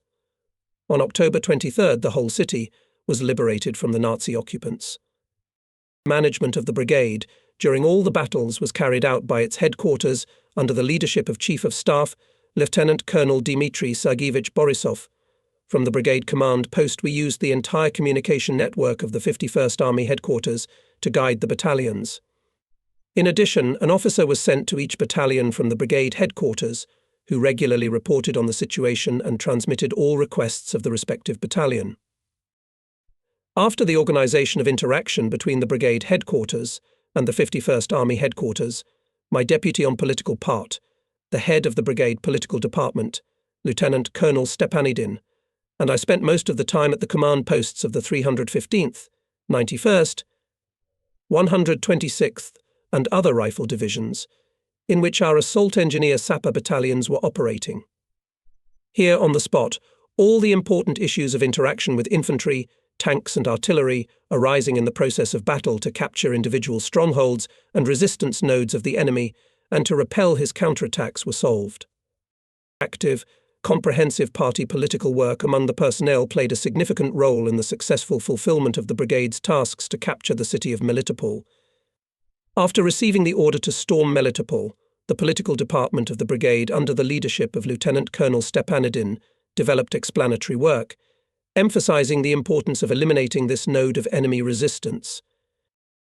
The political department instructed the deputy battalion commanders on the political part and company party committees to immediately check the readiness of communists and Komsomol members to fulfill the assigned tasks. When deploying communists and Komsomol members for the upcoming battles, special attention was paid to the staffing of assault and demolition groups. Officers of the political department and battalion deputies assigned communists and Komsomol members to the most important areas of the battlefield and, having deployed mass political work, inspired the personnel to heroic feats in the battle for the possession of the city. In the 60th Separate Assault Engineer Sapper Battalion held a party meeting, at which the battalion party leader Sneshko explained to the communists the situation in the area in front of the Batalshkalion, the combat task of the battalion and individual companies. Speaking about the tasks of the communists, he said, "We fought bravely as part of the 44th Army. We will not shame the honor of our weapons, and in the upcoming battles, as part of the 51st Army. We will fulfill the tasks assigned to us to liberate Melitopol with honor. In the battles for Melitopol, distinguished mainly communists and Komsomol members. Fighting stubbornly and courageously, they showed a worthy example to all other fighters. Despising death, they raised the masses to the feat. Candidate for the All-Union Communist Party of Bolsheviks. Platoon commander of the 60th Battalion, Lieutenant Goroditsky, with a group of soldiers destroyed 3 firing points and hit 1 enemy tank. Candidate member of the All-Union Communist Party of the People's Commissariat of Communism destroyed 2 enemy tanks and 4 bunkers. Partog of the 3rd Company Chernenko together with 2 soldiers destroyed a machine gun and 2 hand machine guns. Communist Drezhdy and Penzin destroyed 2 enemy tanks and 5 firing points. A member of the All-Union Communist Party Simonenko destroyed 2 German tanks together with their crews.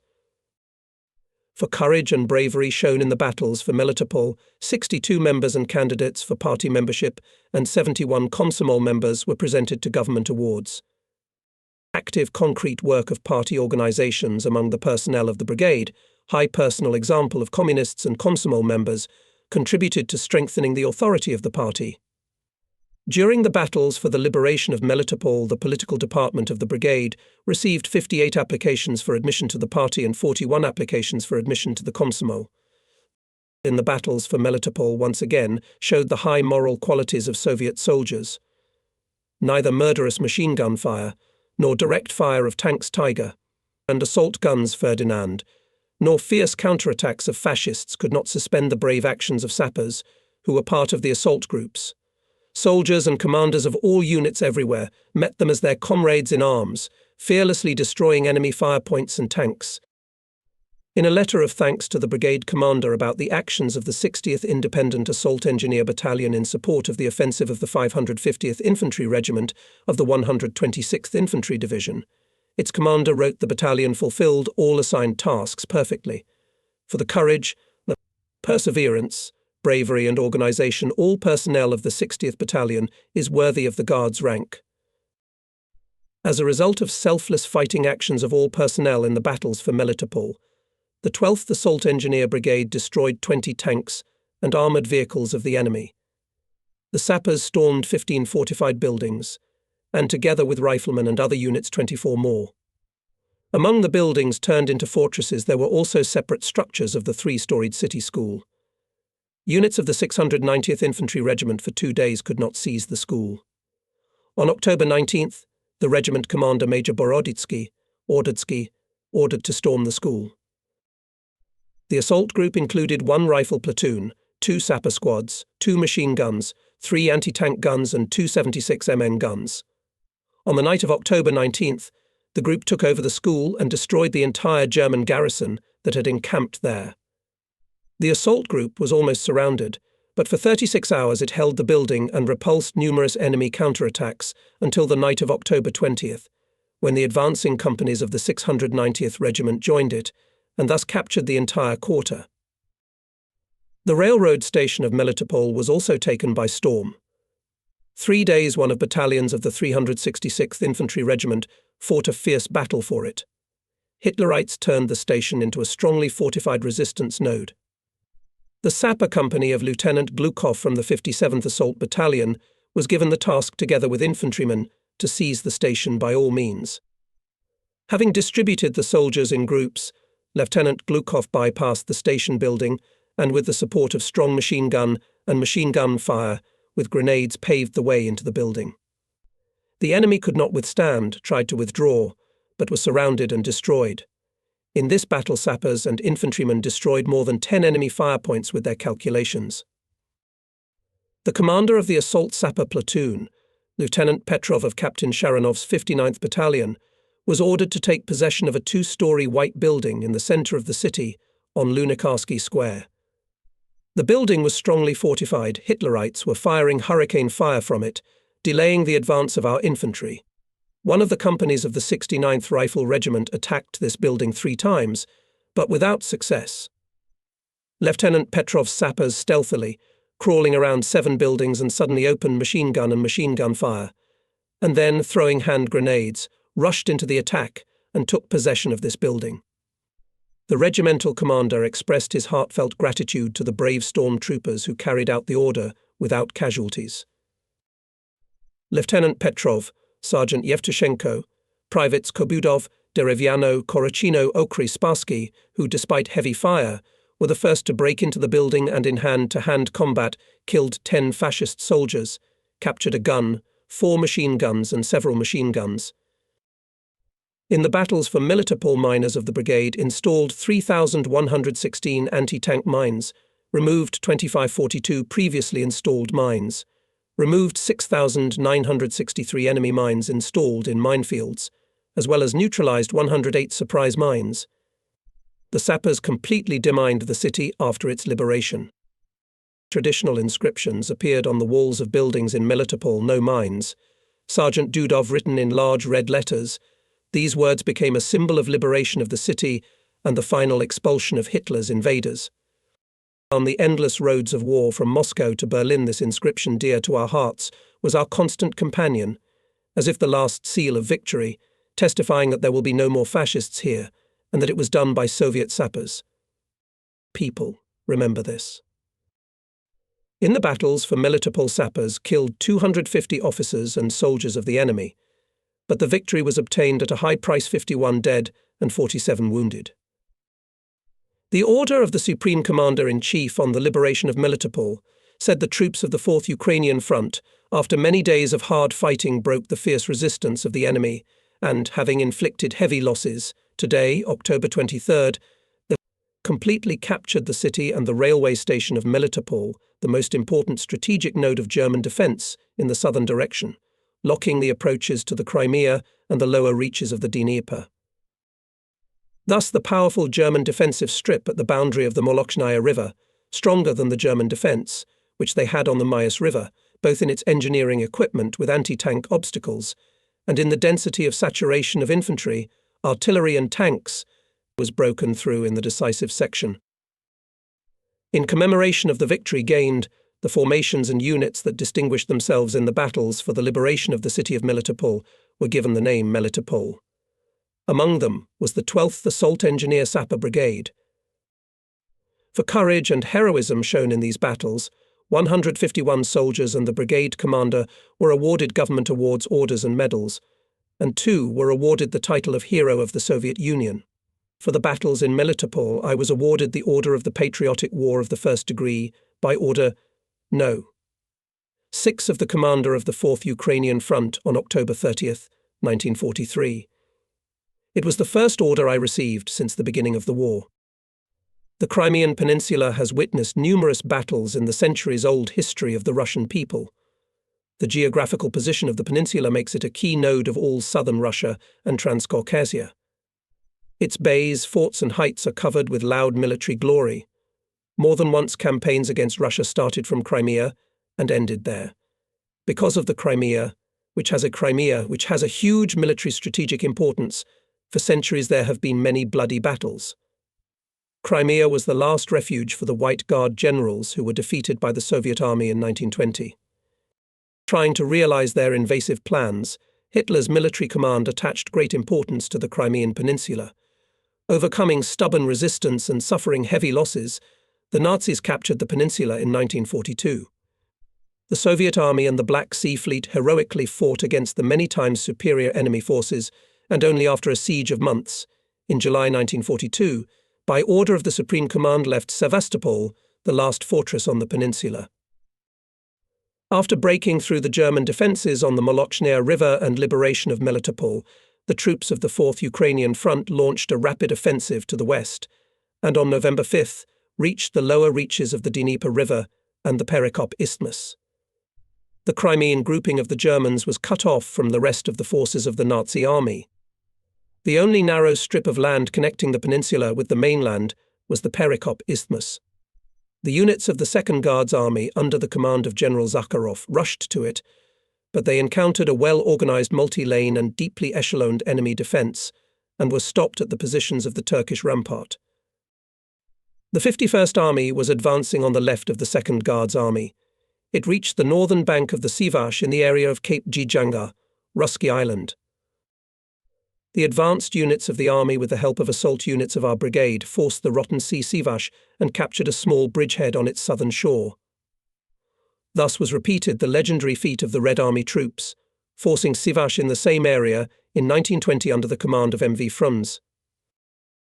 The advancing Red Army had to overcome water obstacles more than once, but forcing the bitter, salty Sivash Gulf, with battle required a great test of moral and physical strength. In the area of Cape Jenga and Rusky Island, where the forcing was carried out, Sivash is very inconvenient for this. Its two banks are very strongly indented, and the distance between them is about 3 kilometers. The coastal strip is not everywhere as a solid ground. For tens and hundreds of meters the shore is covered with a layer of silt up to the waist deep. The bottom in these places is also muddy and viscous. To overcome these incredibly difficult 3 kilometers of the Sivash Bay in ford it is necessary not less than 2 hours, and that under the condition of good weather and without the influence of the enemy. Soldiers and commanders of the 51st Army and our assault battalions, pursuing the Germans, forced in battle order Sivash Bay in the area of Cape Jenga and seized a bridgehead on the northern shore of the Crimean Peninsula, depth of up to 6 kilometers and the front length of 8 to 9 kilometers. Wonders of heroism were shown by sappers of the brigade, providing ammunition and equipment necessary for the landing. Hitlerites immediately launched fierce counterattacks against the landing. The retention and expansion of the bridgehead was extremely important, and therefore at the cost of any efforts it was necessary to deliver everything necessary for the battle to the units landed on the northern shore. Tension increased to such an extent that U-2 airplanes were used for transportation of ammunition. Captain Volinsky, deputy commander of the 57th Assault Battalion, said the Germans considered Sivash impassable, but it turned out not to be so. The Russian soldier will pass even where the deer cannot always pass. On the night of October 30th, 1943, one of our divisions, pursuing the enemy, with a move forced Sivash and came to the Crimean coast. The task was heavy. The troops had to hold this piece of land at the cost of their lives. Naturally, the division overcame such a barrier only with light weapons and a minimum amount of ammunition. The transfer of weapons and military equipment of the division and parts of its reinforcement was entrusted to the 57th Battalion. I was appointed chief of the crossing point and arrived on the spot on the night of November 1st. My first thought was the battalion will die. Yes, that's what I thought. 2 or 3 days of work in the water are cold, hospital, and the end. Even though it's Crimea here, it's winter. However, it turned out, as in the saying, eyes fear, but hands do. Already about morning our ferries with guns, howitzers, tractors, ammunition, and even Katyushas moved to the Crimean coast. We were shelled, bombed, but the crossing worked day and night. The enemy was close. The crossing was in the fire zone of artillery of all calibers. The blows of the enemy interfered with us, but could not do much harm. We were saved by Russian soil, Sivash and our anti-aircraft and field artillery. The fighters were well entrenched on the shore, where there was already hard ground. For me 6 days, and for the battalion 10 were hot fighting days. The bridgehead was growing, gaining strength. The Germans were forced to go on the defensive. Having fixed on the bridgehead, the Soviet troops deployed a large, held in extremely difficult conditions battle for the liberation of the Crimean Peninsula. The greatest difficulties were created by Sivash, through which it was necessary to transfer troops and a huge amount of cargo and military equipment. In these conditions, the question of creating a more reliable crossing of the Sivash for the troops arose. This issue occupied the front command. Colonel R.G. Umansky, in his book on the battle lines, quotes a conversation between the front commander, General Tolbukhin, with the head of the engineering troops, Lieutenant General Petrov. "We need a bridge across the Sivash," said F.I. Tolbukhin: "I know it will be difficult to build it, but what to do? You see, we are suffocating." Tolbukhin went to the wall, where hung a topographical map of the Crimean Peninsula. "Let me ask you, Comrade Commander, what kind of bridge is needed?" Tolbukhin, who was always thirsty, drank in one gulp a glass of cold kvass from the carafe standing on his desk, and returned to Petrov. "The bridge, General, is needed under any load. I just think that you won't be able to cope with it at once.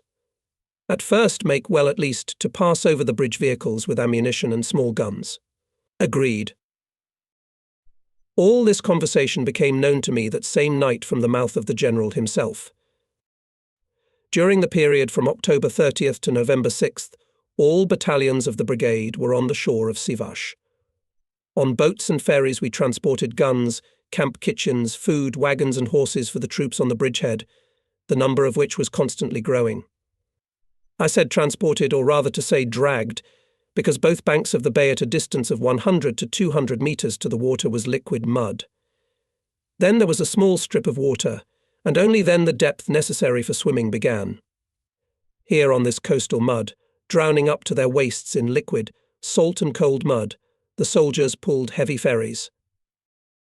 In such difficult conditions, 57th Battalion of Major Melitopol and 84th Light Crossing Park of Captain Zikrak from November 2nd to 12 transferred 143 76 mm guns, 15 57 mm guns, 75 45 mm guns, 15 howitzers, 31 machine guns to the southern bank of Sivash, 15 mortars, 42 vehicles, 535 boxes of ammunition, 3,400 anti-tank mines, 106 boxes of Molotov cocktails, 2 horses, 1 tractor, 74 tons of food, and transported 416 wounded from the southern shore. During this time, parts of the 10th and 67th Rifle Corps were transferred to the south bank.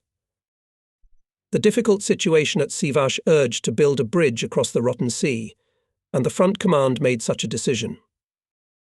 On November 5th, Lieutenant General Petrov, head of the engineering troops of the 4th Ukrainian Front, arrived at the brigade command post in the village of Zentyob and informed me of the order of the front commander to immediately begin construction of a bridge across the Sivash. I was appointed head of construction. We met Ivan Andreevich Petrov back in 1931. He participated in the Civil War and had a rich combat experience. At the academy, he was the head of our training group. A cheerful man, he at the same time knew how to be a strict and demanding commander. We all respected him very much. I asked Ivan Andreevich what tonnage the bridge should withstand, where to get materials and manpower, what were the construction terms.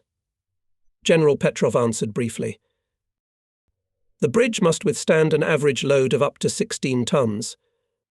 And what about the labor force? In addition to your brigade in the construction will take part 63rd Engineer Sapper Brigade Lieutenant Colonel Poplavsky, which will arrive tomorrow. And the materials? We don't have them. Organize a reconnaissance and look for local materials. I instructed my guys to look for building materials near Melitopol. They said that there was an oak forest there.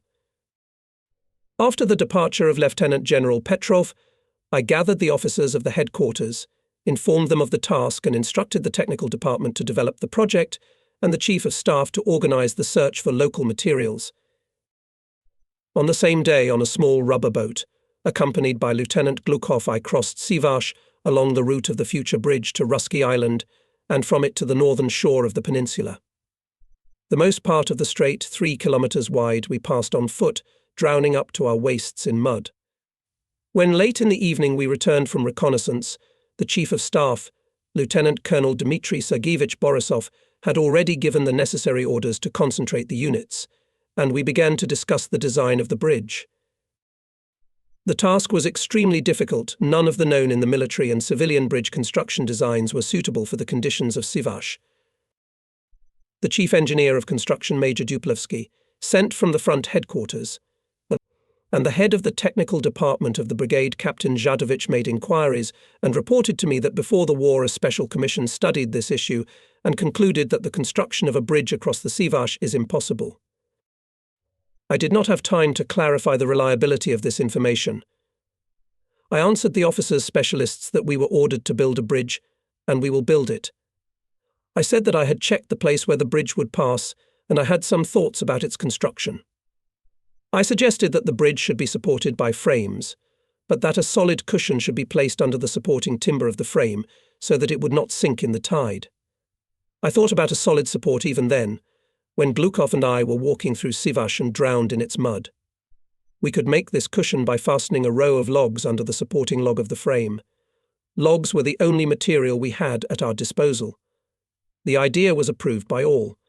The most important and most difficult question was settled. It remained to make the necessary calculations about the dimensions of the flat log support, which the engineers called wooden plate. Major Duplevsky and Captain Jadovnich, together with officers from the technical department, prepared all the technical documentation of this grandiose construction until morning. On November 6th, I was summoned to the brigade command post, says Captain Volinsky. Here was held an evening dedicated to the 26th anniversary of the Great October Socialist Revolution. The order of the Supreme Commander-in-Chief on assigning the brigade the name Melitopol was read out. Awards were presented to the personnel. I received the Order of Patriotic War II degree. It was a great joy. However, we gathered not only for the sake of the holiday. After the ceremonial part of the brigade, Commander Colonel Pavlov convened a staff meeting of the senior staff of the brigade. Present were also officers from the engineering department of the army and the entire staff of departments of the brigade headquarters. One issue was discussed: the construction of a bridge across the Sivash, an unprecedented case in military construction. According to science, it is impossible to build a bridge without an artificial base on the Sivash bottom. Engineering and geological studies show that the thickness of the silt layer is 15 meters. The bearing capacity of the ground is 0. However, we decided to take a risk. The basis was our 6-day observations of the Sivash bottom from the pontoon crossing. Designing was entrusted to Captain Igor Semyonovich Zemlyanovsky and me. In the evening of November 7th, the project was ready. In the morning, we started organizing the building house, and the bridge assembly was started on November 10th. The construction was carried out day and night. The traffic on the bridge was opened on November 27th, 1943. The soldiers showed unprecedented heroism: winter, work in icy water, shelling, bombing. The Germans bombed us several times a day with high explosive and shrapnel bombs. We experienced terrible days. There were days when direct hits destroyed 3 or 4 spans, i.e. 12 to 16 meters of the ready bridge.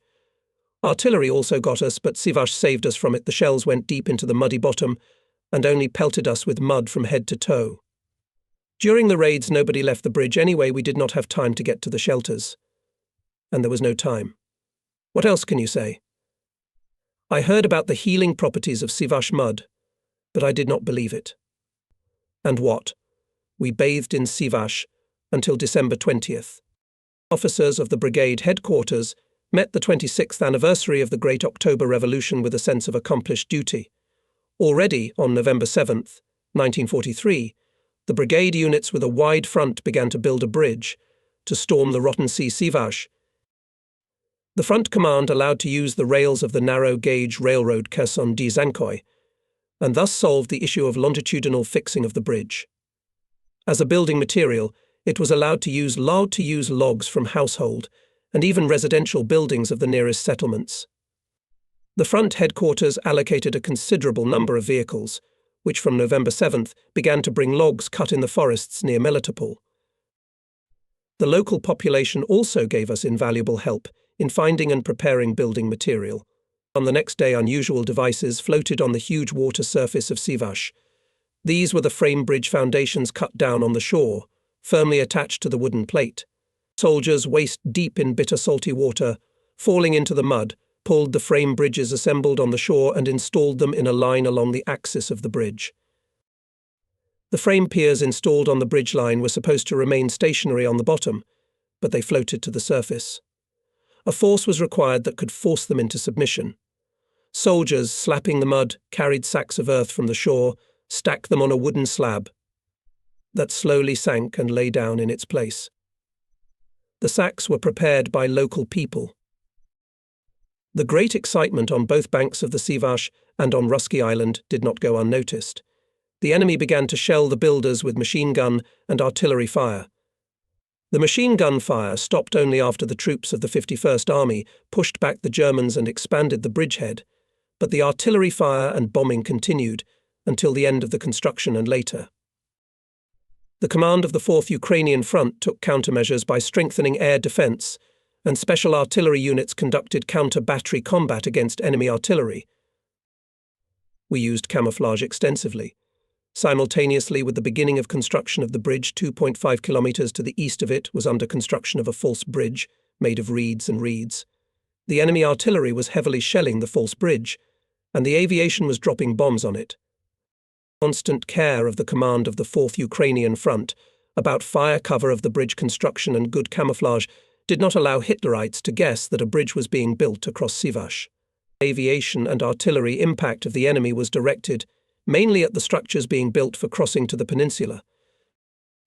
The dam being built between Russky Island and the Crimean shore was not damaged much, and the damage was quickly repaired.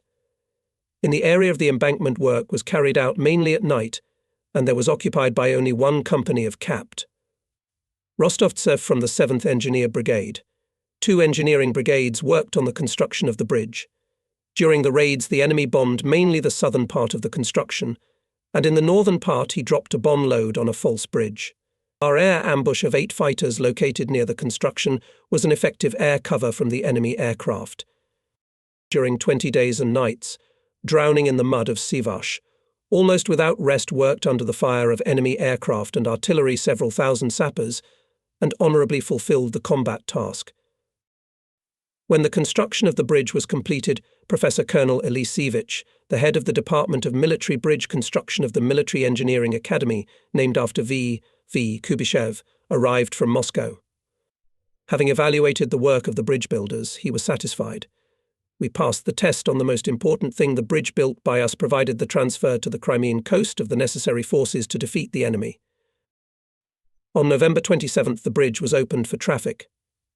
Later, after appropriate reinforcement, T-34 tanks went over it. Only thanks to the labour, heroism and dedication of sappers it was possible to build so quickly, this extremely important for the defeat of the enemy in the Crimea. Of course, this required a clear organisation of work, and it was skillfully carried out by many officers of the brigade headquarters, the command of battalions and companies. The construction of the bridge was guided by several basic principles. At the site of construction itself, only the assembly of manufactured and transported elements was carried out. Work on the bridge assembly was carried out in a wide front, and the whole construction was carried out in sections, where simultaneously the work on the construction of piers and laying of purlins was carried out. The flow method of work was widely used in all links of the production process, with the division of complex work into separate operations, which ensured the sequence of their performance. Separate teams were created for each type of work, which were completed depending on the labour intensity of operations. The construction process was carried out in 3 stages. The first stage: exploration and supply of construction materials, preparation and construction of separate elements, frames and pads for them. The second stage: transportation of manufactured elements to separate sections of the bridge and transportation of necessary materials across Sivash to Russky Island for the construction of the embankment to the Crimean coast. The third stage: work on the assembly of the bridge. At this stage, each battalion performed work on its own section. Regardless of the different working conditions at each individual site, the mentioned general principles of construction remained in force. Despite the tight deadlines and harsh conditions, the bridge was reliably technically sound and designed to withstand a heavy load. We started testing the bridge by driving a tank without a turret across it. Then, at a certain distance, moved 2 tanks one after the other, and then on the bridge went tanks in full combat gear. The results were good, and the bridge was used at full load round the clock. By the end of December, on the initiative of Major General Bozhanov, head of the 51st Army's engineering troops, construction of the second crossing began 4 kilometers west of the bridge, which was basically an earthen dam over 2,600 meters long. This gigantic earthen structure was erected by the 7th Engineer Brigade. Parts of our brigade were also included in the work on the dike, as they were relieved from the bridge construction. The construction of the dam was simple. The earth, which was taken first on the northern shore, and then on the southern shore, was brought by wheelbarrows and dumped on the bottom of the sea, along the axis of the dam. A gap was formed in the middle of the dike, and it was bridged by a pontoon bridge. By the end of January, this huge structure was ready and acted as the second crossing over Sivash. It consisted of 2 dams and a pontoon bridge, about 1,350 meters long. On February 9, 1944, a strong storm broke out on the Sivash, which destroyed most of the dam. Almost all engineering units of the front were involved for its restoration. The bridge withstood the storm, which lasted 6 days, and the traffic on it was carried out until May inclusive. It helped the troops to hold the Sivash bridgehead and to realize the Crimean operation. The construction of this bridge wrote a new page in the history of bridge building of the Soviet engineering forces. Until March 10th, while the second crossing was under construction, the bridge was the only artery connecting the troops on the bridgehead with the rest of the units. The enemy systematically bombed the bridge, trying to put it out of operation. Hitler's command repeatedly reported the destruction of an extremely important strategic bridge of the Russians across the Sivash. However, the bridge continued to operate, as the destroyed sections were quickly restored by the 7th Engineer Sapper Brigade and emergency teams of our battalions. After the construction was completed, we transferred the bridge by a special act for operation and maintenance to the 7th Engineer Sapper Brigade. Lieutenant Colonel Pavlov, deputy commander of this brigade, was appointed commandant of the crossing. A day or two after that, the Chief of Staff of the front, Lieutenant General SS Byryuzov, arrived in the area of the bridge. I reported that the trial tests have been carried out and the bridge is open for traffic. "Let's drive over the bridge," General Byryuzov suggested. It was evening. There was no movement on the bridge. At this time, enemy aviation usually bombed us, and I did not want the Chief of Staff of the front to be exposed to danger. Of course, I did not say this out loud, because the general would not have reckoned with such arguments. The two of us got into his willies and drove over the bridge. Then we left the car on the western shore of Russky Island and walked to its eastern shore. There was the second part of the crossing, almost a kilometre-long dam, connecting Russky Island with the northern shore of the Crimean Peninsula. General Byryuzov moved along the causeway to the opposite shore. I dared to express my fears about a possible raid of enemy aircraft. "It's nothing, we'll get through," said the general. At that moment, 3 Soviet fighters appeared in the air. I immediately calmed down. Our aviators knew where the Chief of Staff of the front was. We passed the dam. General Byryuzov inspected the northern shore of the peninsula. The terrain was flat and bare. On the way back, the general looked at the numerous trenches we passed by and, grinning, said, "I noticed these trenches and trenches while we were still on our way to the dam. You are afraid of bombing, but since they are near us," he pointed to the trenches, "the bombs are not afraid." The armies of the right wing of the 4th Ukrainian Front were already fighting hard on the left bank of the Dnieper near the town of Nikopol. There the Germans had a small bridgehead, and they stubbornly defended their strongly fortified positions. In the first days of January 1944, by order of the front commander, the 12th Assault Engineer Brigade, which had been freed from construction, was transferred to the north. From January 7th to February 8th, it participated in the assault and liquidation of the Nikopol bridgehead of the enemy. Nikopol bridgehead was liquidated on February 8th, 1944. During the hot days of fighting to eliminate the Nikopol bridgehead in the combat zone of the 3rd Guards Army, I unexpectedly met with Colonel Govorov, head of the Army's engineering troops. Before the war, we had served together with him in the Siberian military district. He was a divisional engineer in the 33rd Rifle Division. We were connected by good memories. We experienced many difficult moments together. We remembered how we fought the ice drift on the OB. Each of us has now travelled many kilometres along the terrible roads of war, experienced a lot. More than once we met with death. And suddenly an unexpected meeting at the front. The sappers proved themselves perfectly in the battles to eliminate the bridgehead as part of the 5th Shock and 3rd Guards armies. For their heroism, 117 soldiers and commanders were awarded orders and medals. After the liquidation of the Nikopol bridgehead, the troops of the 4th Ukrainian Front directed their efforts to the liberation of the Crimea from the enemy. Since February 15th, 1944, the brigade was again on Sivash. Part of the battalions were transferred to the 10th Rifle Corps and the 1st Guards Rifle Corps operating on the Crimean Peninsula. At this time, the enemy intensified bombing of the bridge, and although direct hits were rare, they constantly put several supports out of action. Damage to the bridge was also caused by the raging sea in February. The forces of the 7th Engineer Brigade, which supported the operation of the bridge, were clearly insufficient, and we often had to help her.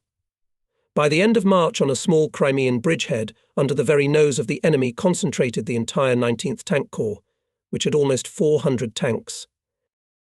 I cannot help but note that in those frosty nights of December, January and February the sappers outdid themselves. To save the bridge, they did not spare their lives. They had to work in icy water and mud, in which they could stay no more than 5 to 7 minutes. Those who stiffened and drowned were immediately pulled out of the water by their comrades and taken to specially organized medical aid stations on the shore. Others took their place.